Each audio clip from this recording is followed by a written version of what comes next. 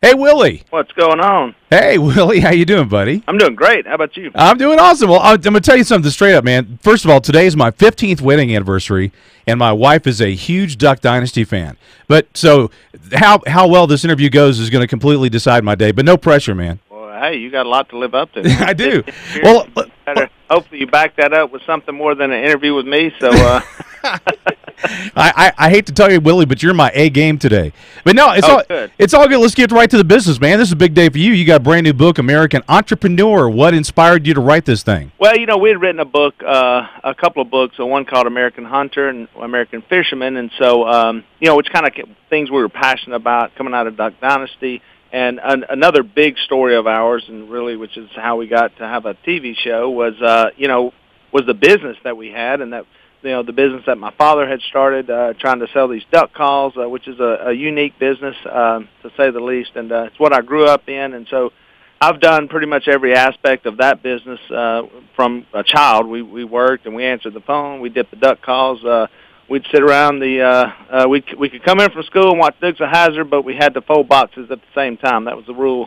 So our living room was always piled up with duck call boxes, but then I also had my own businesses. Unfortunately, Dad didn't pay us any money, so that was for, he said, room and board and food. So I understand that better now, and so I had to go hustle up, make money, the best way I could. I had a pretty vibrant worm farm business, so I sold worms to fishermen that came along the banks there of the river, and but that was a real labor-intensive business, and my siblings kept stealing all my inventory, which is never a good thing. So Jace was putting his fishing skills to work, I guess. Well, he was putting his thievery skills into work because he would go in there and get my worms, and so because I'd have to go put them all in there, and then I would sell them out, in cans and do that. Then I went on to selling candy and gum at my school, and now that was a good business. I was making hundreds of dollars doing that, and really rolling. And my fifth grade teacher called me the Little Tycoon. That was my nickname. And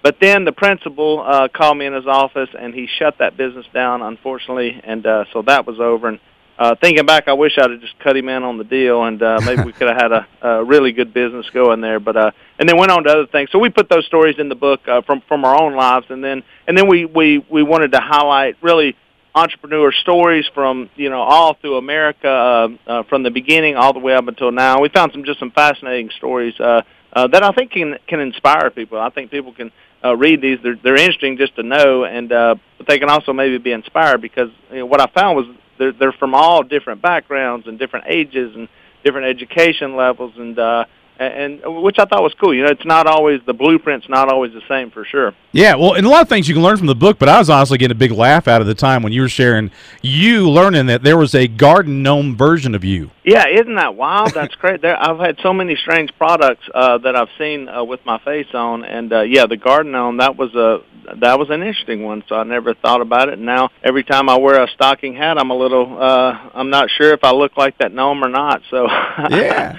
Well, what would you say? There was a lot of products came out of that. I got my Willie Pez dispenser right here.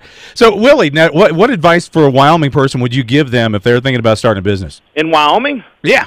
I don't know, maybe a hunting guide. I'm not sure what's going on out in Wyoming. I have been out there, and so some of the things I think that helped us was finding what you love to do. And so my father was he was a gifted athlete and had his master's degree from college, and but really he just wanted to be in the outdoors and do what he was passionate about. And so he was looking for a way to do that, and fishing and duck calls was the route he took. And my other key is being patient. You got to be patient. And people say, Willie, what's it like? You guys were an overnight success. And I'm like, well, we started the business in 1972, so that took I don't know what your idea of overnight is, but it seemed like a long journey for us just to stick with it, be patient, keep on. Dad's motto, he'd say, how you selling them duck calls? And Phil would always say, one at a time. And so, and really just that hard work. That's the story that across every person that we put in the book was a very strong work ethic, and I know people in Wyoming understand hard work ethic, so I don't have to tell anybody out there about that. So, Willie, have you and/or your family ever been to Wyoming hunting or fishing?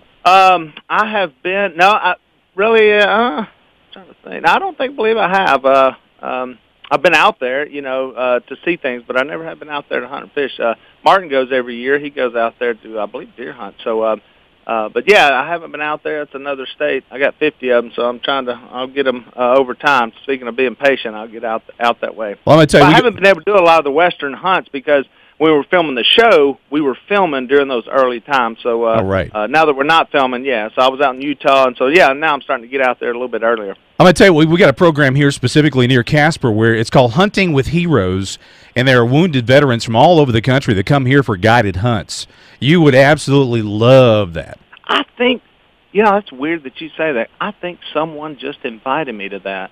All right. In fact, it was at an airport. I hope that person's listening because I gave my information.